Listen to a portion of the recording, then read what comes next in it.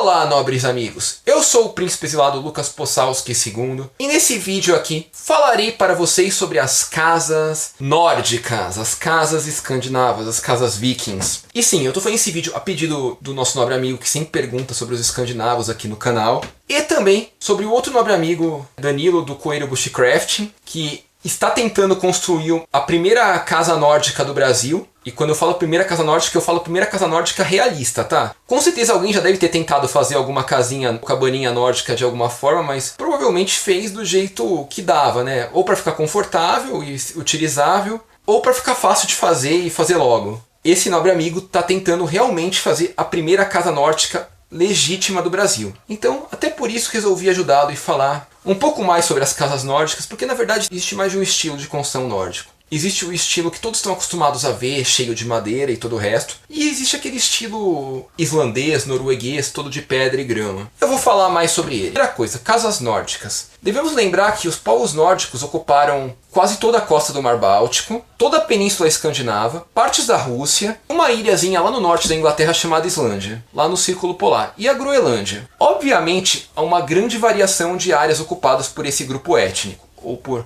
esse conjunto de grupos étnicos, como preferir chamar. E obviamente, como há uma grande variação de área, uma grande variação de terrenos e recursos, e por consequência, havia uma grande variação do que eles poderiam fazer com o recurso que eles tinham no local. E óbvio, isso reflete nas casas que eles construíam. Então, meio que essas variações aconteciam em função da localidade. Para ficar mais claro, eu vou demonstrar isso pelo seguinte. O que definia a construção das casas nórdicas, na verdade, era a presença de madeira no terreno. Porque, por exemplo, pensa na Dinamarca, ou na Suécia, ou no sul da Noruega, na parte mais plana e menos montanhosa, ou na Finlândia, ou na costa do Báltico, ali na Letônia, Lituânia, Estônia, na própria Rússia. Havia muita madeira, havia floresta de taiga, de pinheiros. E em alguns desses lugares até havia floresta temperada, que não era taiga nem pinheiros, que eram carvalhos, freixos, bétulas e outras coisas assim. Então havia madeira de sobra em algumas regiões. Porém, pensa só, no norte da Noruega, naquela parte montanhosa onde é tudo rocha, ali não havia madeira de sobra. Pensa na Islândia, também não havia madeira de sobra na Islândia. E a mesma coisa na Groenlândia. Nesses lugares não haviam madeiras de sobra. Madeiras eram coisas escassas, na verdade, nesses lugares. Então o que eu posso dizer para vocês é que provavelmente os nórdicos que viviam nas regiões com muita madeira fariam aquelas construções clássicas de madeira que estamos acostumados a ver em filmes e séries nórdicas, como no Vikings, no Last Kingdom, ou qualquer outra série de origem nórdica, ou que retrata a realidade nórdica. Porém, os que viviam nas outras áreas construíam aquelas típicas casas de pedra islandesas ou norueguesas que hoje vemos em muitos cartões postais e posts do Facebook, mas que raramente vemos retratadas em cenas medievais, mas que na época já eram relativamente comuns também. Então, basicamente, vamos lá. A casa nórdica da região de madeira é aquela típica casa triangular. Parece um chalezinho, porém muitas vezes o telhado não é um telhado de telhas, como costumamos... Quer dizer, normalmente vemos nessas séries como telhados de palha, ou de cascas de árvore, ou de toras queimadas. Isso não poderia ser mais realista, porque realmente os nórdicos não eram lá grandes conhecedores da alvenaria no passado. Então eles não teriam grandes conhecimentos para confeccionar telhas, tanto de barro quanto telhas de ardósia. Então sim, realmente eram casas triangulares, cabanas triangulares, com telhados ou de palha, ou de casca de árvore, ou de madeira. Porque eram os materiais que eles tinham. A cabana normalmente era feita quase toda de madeira, era bem comprida para ter bastante espaço dentro. O formato triangular é importante ressaltar também por causa da neve, para não acumular neve, já que essa estrutura não teria força de segurar a neve em cima dela, então até por isso era triangular.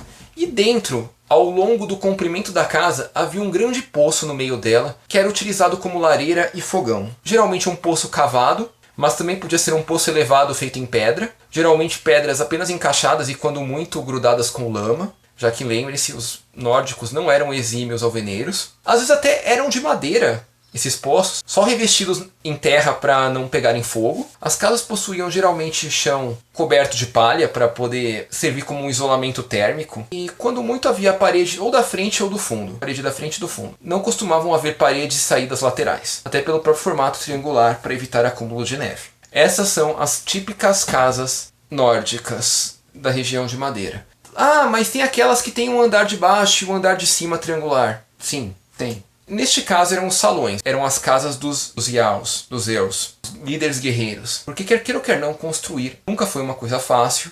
quer queira ou quer não, por mais que a madeira fosse uma coisa abundante, ela deveria ser trabalhada para poder ser cortada no formato certo, colocada e encaixada no formato certo, então isso tinha seu preço. Então nada mais normal do que os líderes guerreiros terem as casas grandes, enquanto os outros terem casas normais, minimamente confortáveis, mas nada tão extraordinário.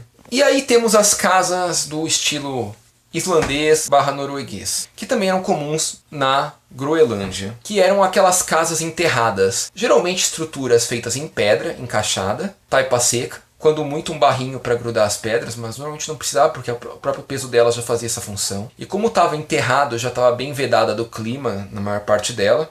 Estruturas de madeira só no teto, para poder segurar a camada de pedra que ficaria logo em cima, e depois uma camada de terra. E como havia muita pedra estrutural nesse negócio, nem precisa dizer que a resistência da estrutura era muito maior do que a da estrutura de madeira. E mais do que isso, a estrutura, por ser mais robusta, não precisava ser tão inclinada, não precisava ser tão triangular assim, pois a neve que acumularia em cima, provavelmente a própria estrutura da casa ligada ao solo, sustentaria ela, e ela não desabaria com facilidade da mesma forma que uma cabana comum de madeira. Essas casas eram muito resistentes e muito melhores climatizadas, porque o solo segura bem o clima, então ele mantém uma temperatura mais estável. Até por isso que no passado as pessoas construíam root cellars como geladeira, aqueles porões de armazenamento de comida, porque eles utilizavam a temperatura média do solo para manter o alimento sempre fresco, nunca quente demais nem frio demais. Então, basicamente, era uma forma de climatizar melhor e ter que gastar menos lenha para mantê-la aquecida também, já que é uma região com escassez da lenha, né, da madeira. Porém, vocês aí estão me perguntando agora, Lucas, mas será tão melhor a casa do modelo islandês, norueguês aí?